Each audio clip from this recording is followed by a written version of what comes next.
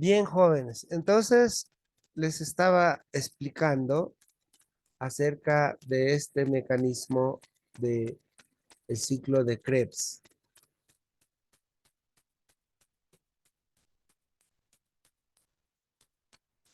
Entonces, el ciclo de Krebs, como les decía, una vez que ya eh, el glóbulo rojo o los hematíes han atrapado el oxígeno a través de la sangre arterial, va a llegar hasta la zona más recóndita de nuestro cuerpo para oxigenar esa, esa célula o ese tejido. Entonces, esto es el ciclo que recorre nuestro organismo para la oxigenación. Por ejemplo, la oxigenación es necesario en el deporte. Sí, en psicología nosotros, por ejemplo, cuando las personas están muy tensas, están muy angustiadas, están muy estresados, lo primero que el psicólogo hace es relajarlo. ¿Y cuál es la mejor forma de relajarlo? La respiración profunda. Y hay técnicas de respiración, por ejemplo, de relajación, por ejemplo, hay una técnica que Jacobs nos enseña. Ustedes saben la técnica de relajación de Jacob. Sí, seguro, ¿no? Sara, ¿conoces esa técnica de relajación de Jacob?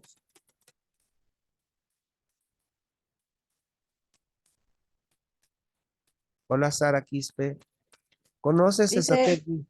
Adelante, Sarita.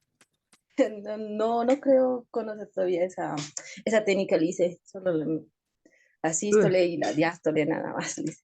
tú eres profesora de educación física? Sí, Lice. Sí, pero al momento de empezar a hacer los ejercicios, ustedes dicen a sus estudiantes, a ver, inhalen y luego exhalen, inhalen y exhalen. Y en cada movimiento rítmico que van haciendo en el deporte, les hace, les hacen ustedes inhalar y luego exhalar. Eso mismo es en la psicología, la técnica de Jacobs. Jacobs nos dice, por ejemplo, al paciente que está tenso, está estresado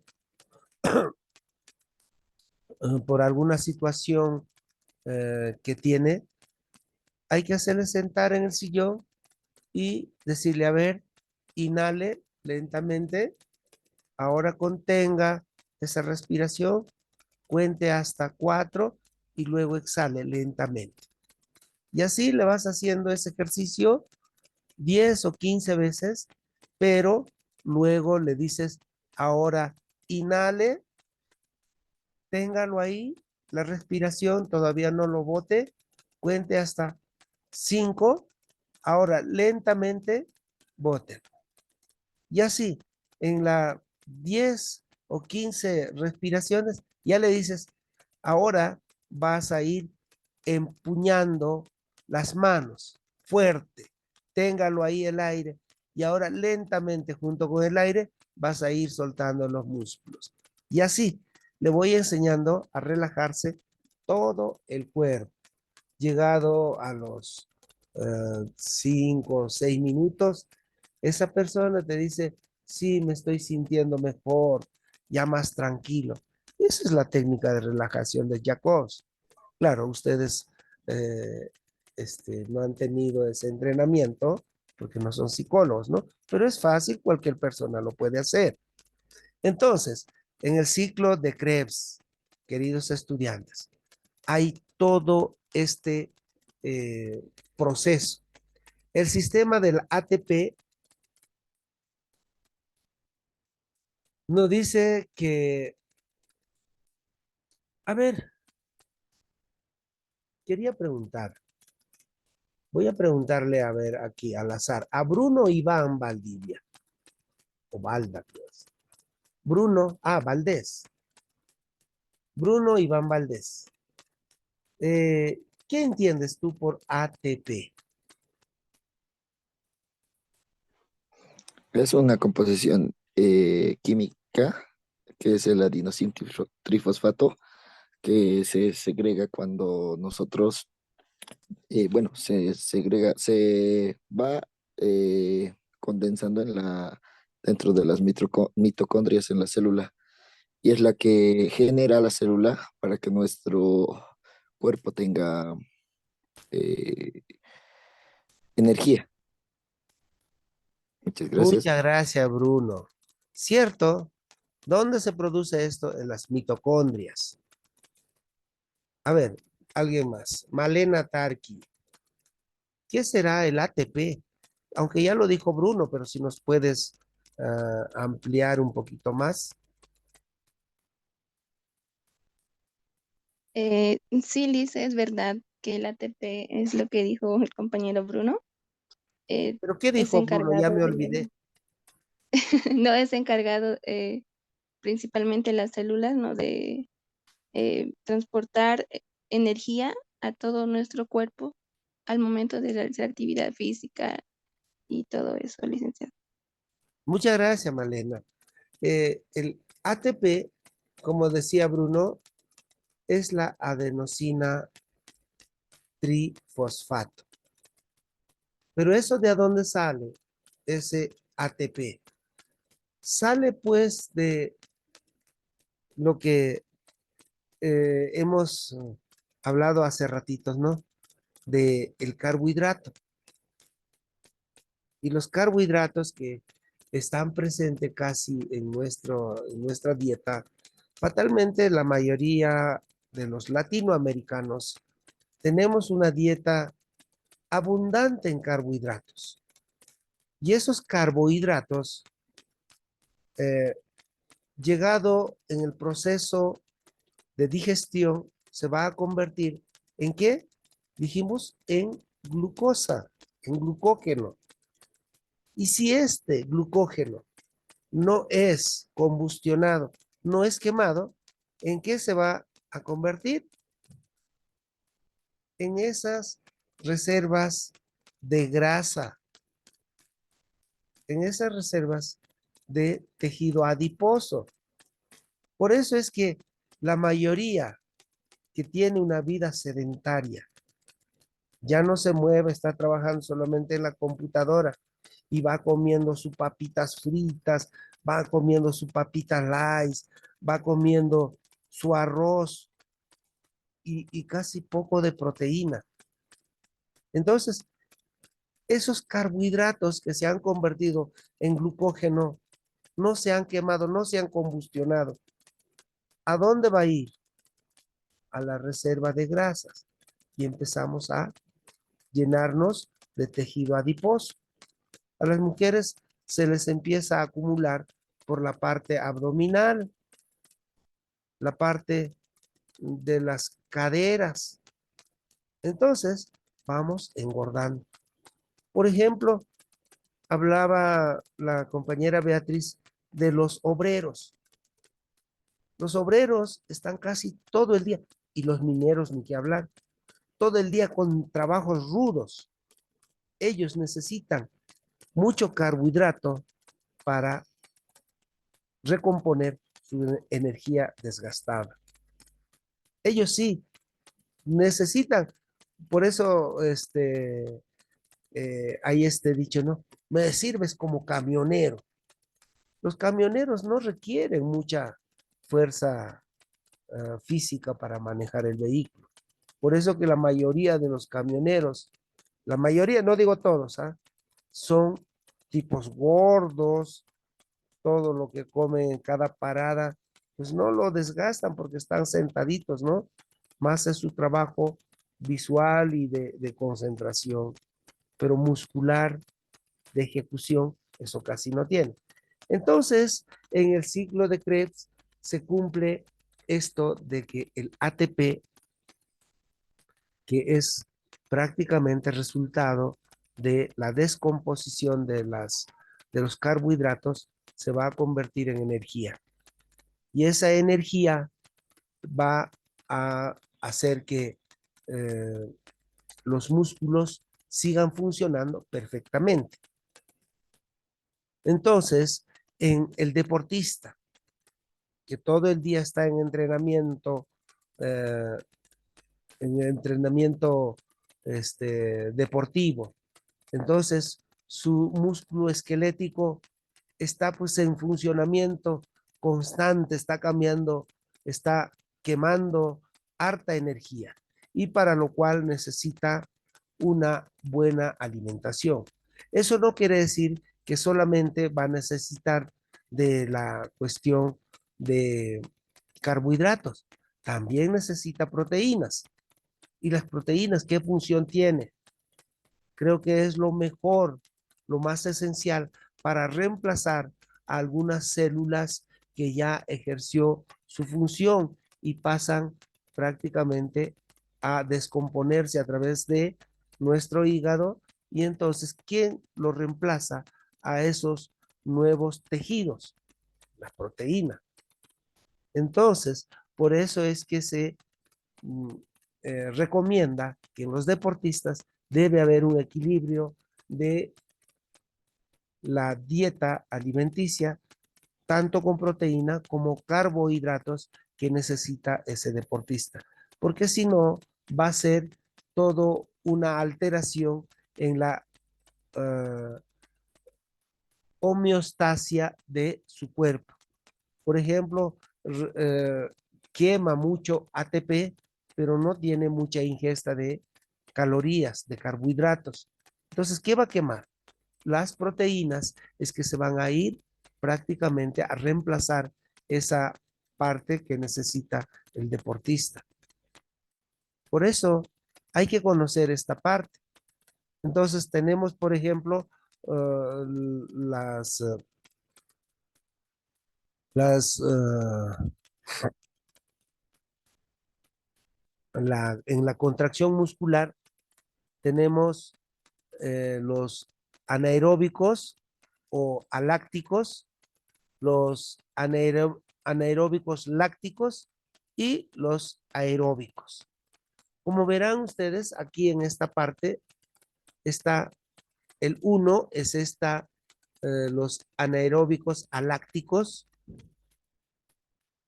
En el 2 vemos el anaeróbico láctico y en el 3, que sería esto de aquí, todo esto, tenemos los aeróbicos. Entonces, el sistema glucolítico, el proceso de la glucólisis anaeróbica, con la transformación del glucógeno muscular en lactato, vía anaeróbica láctica, y el sistema oxidativo de la fosforilación oxidativa vía anaeróbica. Entonces, el, el, en la concentración muscular, el ATP se va a convertir en ADP. Y acá tenemos entonces el componente láctico y la glucosa. Inclusive esto, por ejemplo, puede ser dosificada en los laboratorios. Por ejemplo, yo quiero saber cómo está mi concentración de mis transaminasas. Hay transaminasa láctica y pirúvica. Bueno, no vamos a entrar a esa este, a esa temática porque es amplio, ¿no? Esto conoce bastante los biotecnólogos porque ellos tienen que hacer la dosificación, mejor dicho, el reconocimiento en cada análisis que les piden. Entonces, esto es el sistema o el ciclo de Krebs. No sé si hasta aquí alguien tiene alguna pregunta. ¿Todo está claro? Le dicen Sí, una pregunta. adelante. bueno, nosotros al realizar actividad física intensa en una sesión, eh, posiblemente los músculos los esforcemos al 100%, ¿no? Dependiendo de la actividad que tenemos planificada. Ante esa situación se segrega un ácido láctico, o sea, lo que vulgarmente algunos llamamos macurca, ¿no?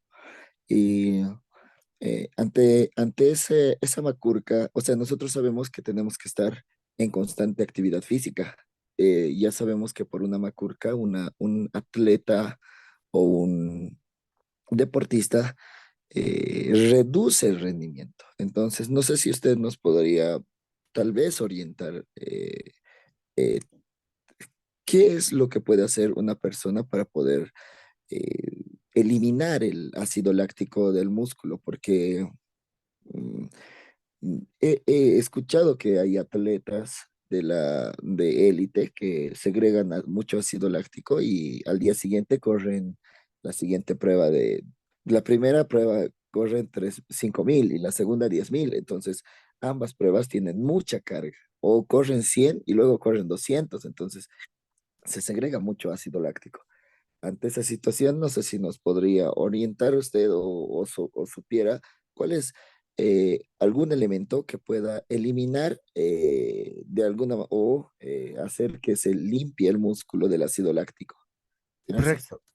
Muy bien, gracias, Bruno. Este, vamos a tratar ese tema también. Está más adelante. Ya, vamos a tratar el ciclo del inicio, del intermedio y el ciclo del agotamiento. ¿Cómo se da esto? Es cierto, y eso tiene que ver con la cuestión de eh, la adaptación a cada deporte.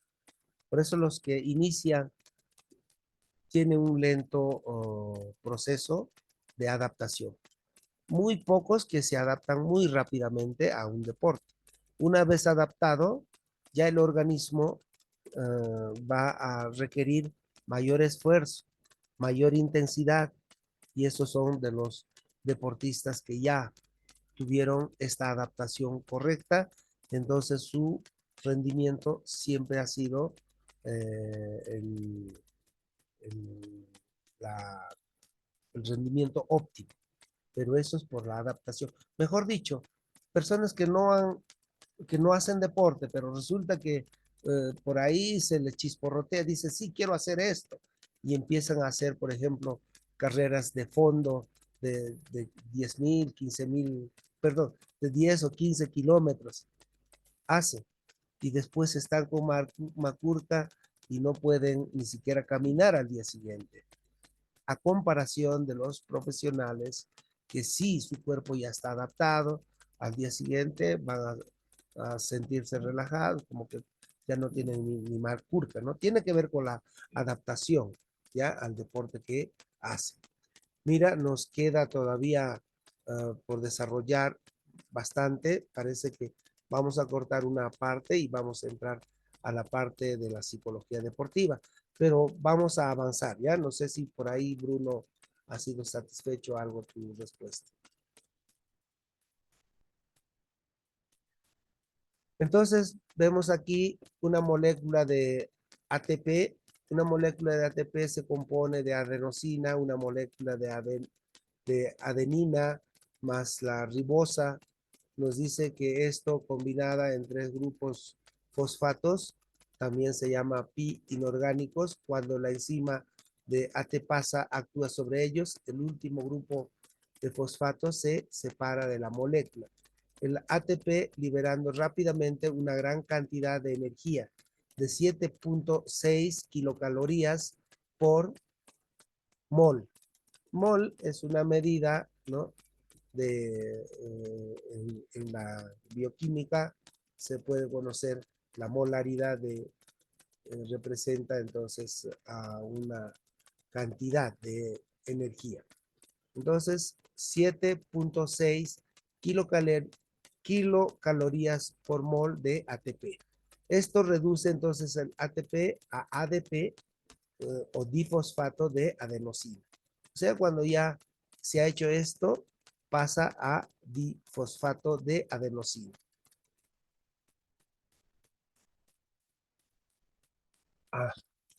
Vamos a agrandarlo mejor para los que no ven.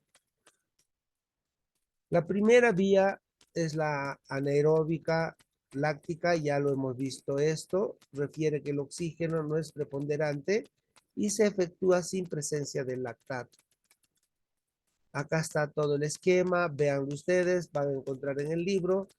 La vía aeróbica nos dice, o sistema oxidativo, también el entrenamiento deportivo ha evolucionado hacia una mayor sofisticación a consecuencia en parte del soporte de especialistas del deporte y científicos. Actualmente existe una base de conocimientos sobre el deporte más desarrollado, que se reflejan en los aspectos metodológicos del entrenamiento. Las ciencias del deporte han evolucionado pasando de ser empíricas a científicas.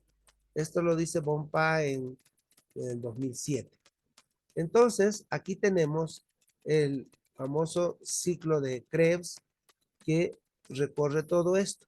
Véanlo ustedes con detenimiento, ya está también en el texto número 1. Ahí tenemos la digestión, síntesis, anabiótica y degradación catabólica. O sea, después de digerir, cómo se produce todo esto, lo que les dije en nuestro intestino, en el sistema digestivo, y luego como degradación de oxidación.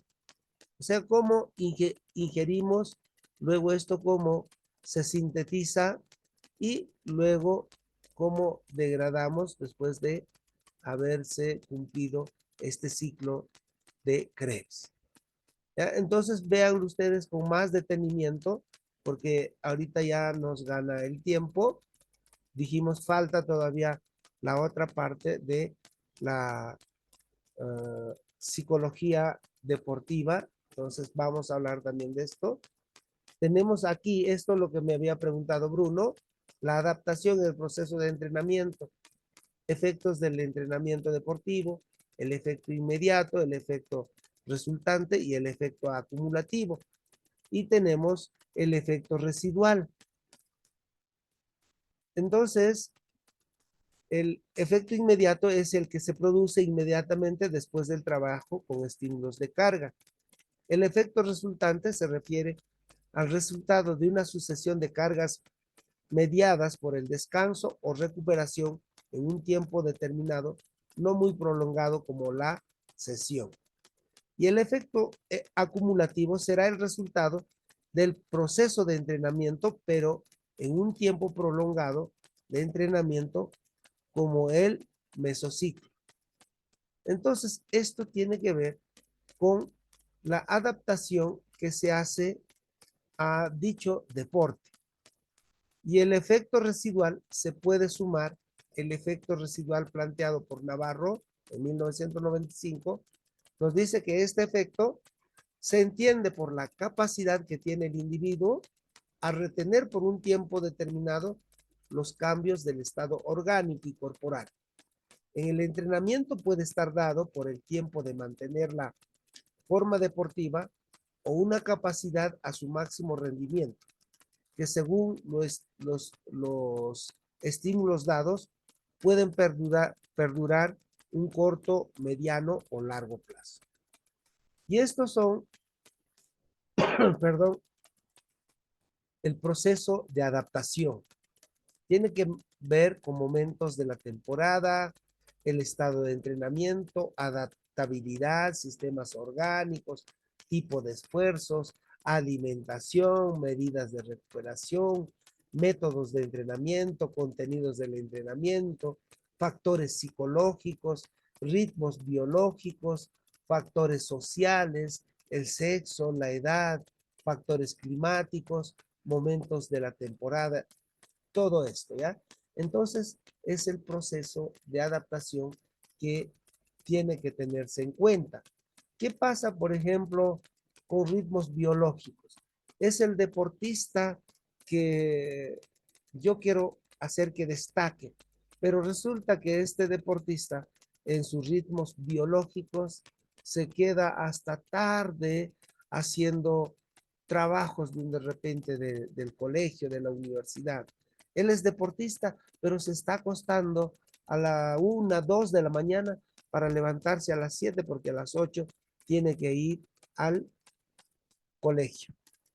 Entonces, ahí está alterado sus ritmos biológicos porque no tiene tiempo suficiente de descanso, de sueño. Según el doctor Andrés Ceballos Echevarría, que es un psiquiatra muy bueno, es un profesor universitario de la Universidad de San Marcos de Lima, él nos dice que los adolescentes y los jóvenes deben descansar 8 hasta 9 horas mínimo para tener una buena salud mental, un buen rendimiento físico y mental.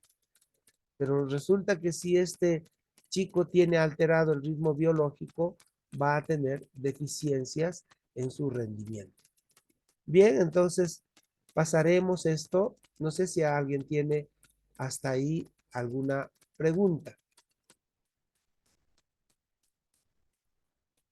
¿Nadie?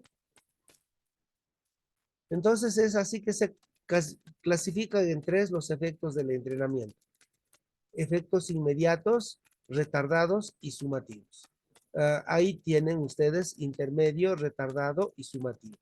Los niveles de entrenamiento, como podemos ver, después de la tarea, después de la sesión de entrenamiento, subrecuperación, ¿ya? Entonces, aquí, por ejemplo, el retardado, lo que preguntaba Bruno, la subrecuperación, la recuperación simple o la super recuperación. Entonces, eso tiene que ver con la adaptabilidad. Tenemos el sumativo, el positivo, aumento del estado de recuperación y el negativo, sobreentrenamiento. O sea, el sobreentrenamiento también es una cuestión negativa, ¿ya? Por eso hay que dosificar y ustedes van a tener que conocer todo este ciclo de lo que es el trabajo músculo esquelético. Tenemos en síntesis entonces el conocimiento de los efectos del entrenamiento es fundamental para el deporte, como también la base para entender las adaptaciones que buscamos a través del entrenamiento deportivo. ¿Ya? Entonces, ustedes van a conocer entonces los efectos del entrenamiento. Es fundamental para el deporte. Tenemos aquí adaptaciones en el proceso del entrenamiento. El organismo del deportista debe adaptarse a diferentes factores que influyen en su rendimiento. Y tenemos la ley de Seyle. Seyle en 1950 nos dice que hasta hoy está vigente. Propone un mecanismo de neuroendocrino para explicar la respuesta estereotipada ante la agresión de agentes patógenos al organismo, misma que consiste en 3 fases o etapas, teniendo la tercera 2 posibilidades. Primero, el nivel de resistencia normal. Aquí viene la reacción de la alarma. Ahí es donde el deportista tiene un pequeño, o puede ser también una gran estrés. Es la reacción de alarma y esto es normal. Y luego de aquí viene... Me dice que en 10 minutos se va a cortar. Mire, por eso les decía que es bastante abultado todo este texto de la primera semana y todavía no hemos tocado nada de la psicología deportiva. Y esto, miren ustedes, la resistencia que es un poco más largo y viene el fase o estado de agotamiento. Si la persona está bien adaptada, esto en la fase del agotamiento, del macurque que le llamamos nosotros, esto le va a pasar rápido. Y algunos que se van a demorar porque no han tenido la adaptación suficiente, entonces han llegado muy rápido a este estado del agotamiento y el ácido láctico no va a ser tan absorbido, tan rápidamente absorbido, va a ser más lento. Tenemos ahí las fases de alarma, fases de resistencia y fases de agotamiento. Lo que hemos visto anteriormente, ¿no? Entonces voy a pasarlo rápido y tenemos la ley de Schutz-Arnold o ley del umbral. Esto es un estadio de grado o fuerza adecuado para producir efectos positivos de adaptación en el organismo. Esta ley refiere que las cargas aplicadas en entrenamientos deben superar un determinado umbral para que pueda existir una adaptación. 4 zonas de acuerdo al umbral. Estímulos inferiores al umbral no producen efecto, estímulos superiores al umbral pueden ser débiles, óptimos o excesivos. El débil mantiene el nivel funcional del organismo, es conocido también por el nivel del umbral. Y el óptimo, el estímulo es adecuado y por ende desarrolla el nivel funcional mejorando el rendimiento. Y el excesivo, estímulo demasiado fuerte, estando por encima del nivel máximo de tolerancia, produciendo daños funcionales, fatiga, sobreentrenamiento, etc. Y tenemos la ley de Schutz, acá está, véanlo ustedes, también esto está en el texto. El A nos dice que es el estímulo y el B el equilibrio y la homeostasia. O sea, cómo esto va a permitir que el cuerpo se regule, ¿no? Para que no tenga algunos desequilibrios o fallas en su funcionamiento. Y ahí tenemos también qué es la fatiga, cómo se presenta. Por ejemplo, vemos la fatiga fisiológica, psicológica, médicos, materiales técnicos y deportivos pedagógicos. ¿Ya? Entonces, esto en torno a la fatiga. Hay fatiga fisiológica, psicológica, médicos, materiales técnicos y deportivos pedagógicos. Véanlo eso, lo vamos a pasar rapidísimo. Ya me está diciendo que quedan 6 minutos con 30 segundos. La relación entre la carga de entrenamiento y el estado funcional del deportista. También véanlo con tranquilidad eso. Y acá tenemos lo que es prácticamente ya la psicología de o el rol del el psicólogo deportivo. También tenemos aquí esto casi ya no lo hemos desarrollado. O si me permiten, no sé, a ver, voy a preguntar antes de seguir. ¿Creen que podemos seguir, si se corta esto, unos 10 a 15 minutos más? ¿Qué dicen? ¿O están con el tiempo ya bastante agendado? ¿Qué dicen? A ver, ¿seguimos o ahí cortamos? Chicos, ¿les escucho? Sí, a unos 10 o 15 minutos más, sí. Ya. Entonces volvemos con el mismo link si es que se corta, ¿ya? Por favor. Entonces, con respecto a este tema, el psicólogo deportivo. El psicólogo deportivo es el entrenador de la mente del deportista, ¿no? Y por ello su importancia en el deporte contemporáneo, siendo en algunos casos pieza fundamental para los resultados. Eso no los han demostrado en la realidad del deporte actual. Aquí falta, ¿ya? Eso nos lo han demostrado en la realidad del deporte actual. Y si bien es cierto, jóvenes, casi la mayoría de los deportistas que ahora están en la profesionalidad tienen su psicólogo deportivo. ¿Y ellos qué rol tienen? A diferencia del profesor de educación física o de deportes, el psicólogo deportivo entrena pues esto, ¿no? La mente del deportista. Por ello es su importancia. Tiene que ver la mente con el deporte muchísimo, porque después de todo, la cuestión deportiva es pues la cuestión también mental, de la motivación mental. Entonces, en cuanto al psicólogo deportivo, tenemos especialidades de la psicología deportiva, por ejemplo, especialidad clínica, la especialidad educativa, la especialidad desarrollista. Esto debería llamarse de la psicología del desarrollo y la terapéutica. Por ejemplo, el psicólogo clínico, ¿qué hace en deporte? Está cualificado o entrenado para el trabajo en problemas emocionales. Por ejemplo, hay una persona que es destacado deportista, tiene muchas habilidades en ese deporte, pero resulta que su actitud, sus emociones desdicen con esta cuestión de el deporte.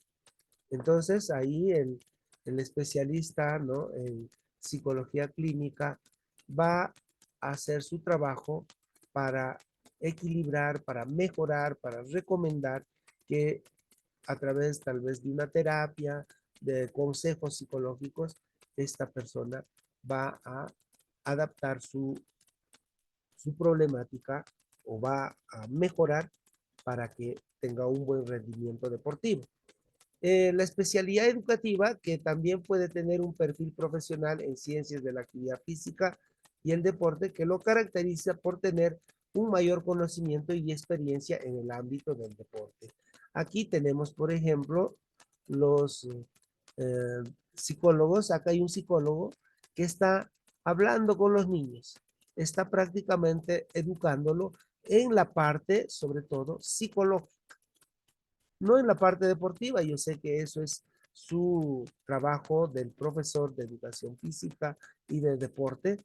Entonces, ellos van a tener esa labor. En cambio, el psicólogo va a trabajar en la parte, si se quiere, mental o en la parte psicológica, que los psicólogos preferimos decir así.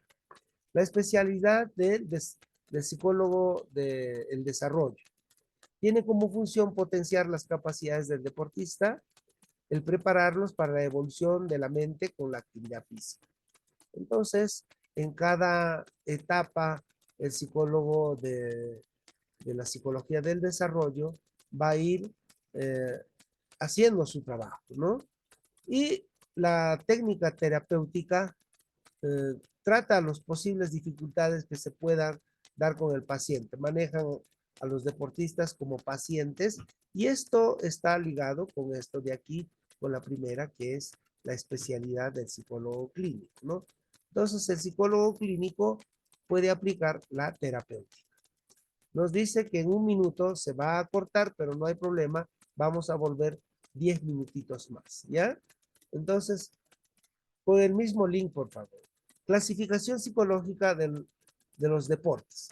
Tenemos ahí deporte sin cooperación ni oposición, deportes con cooperación sin oposición, deportes sin cooperación con oposición, deportes con cooperación con oposición. ¿Cuál es la característica de cada uno de ellos? Interacción con objetos, no lo hace ni con adversario ni con compañeros. ¿Cuál es el deporte? La gimnasia, el tiro, el salto, el atletismo. Como ven ustedes, deportistas que cooperan con otras personas y animales, las acciones de adversarios no entran en el campo de interacción.